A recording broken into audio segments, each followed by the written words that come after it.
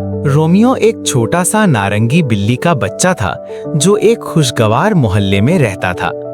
दूसरी बिल्लियों के बरक्स रोमियो को चूहे पकड़ना या दिन भर सोना पसंद नहीं था। उसे सबसे ज्यादा डांस करना अच्छा लगता था। जैसे ही म्यूजिक बजता, रोमियो के पंजे थिरकने लगते और उसकी दुम लहराने लगती।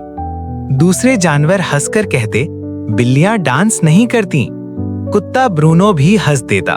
रोमियो उदास होता, लेकिन उसने प्रैक्टिस छोड़ी नहीं। हर शाम वो शीशे के सामने डांस करता और खुद पर यकीन रखता। एक दिन शहर में टैलेंट डे का ऐलान हुआ। रोमियो घबराया, लेकिन फिर भी परफॉर्म करने का फैसला किया। जब म्यूजिक चला, रोमियो ने खुशी से डांस किया, जंप, स्पिन और रिदम के साथ। लोग हंसना भूल गए और तालियां बजाने लगे। ब्रूनो ने भी मुस्कुराते हुए कहा, मैं गलत था। रोमियो ने सीखा कि अलग होना बुरी बात नहीं। मॉरल, खुद पर यकीन और अपना शौक कभी मत छोड़ो।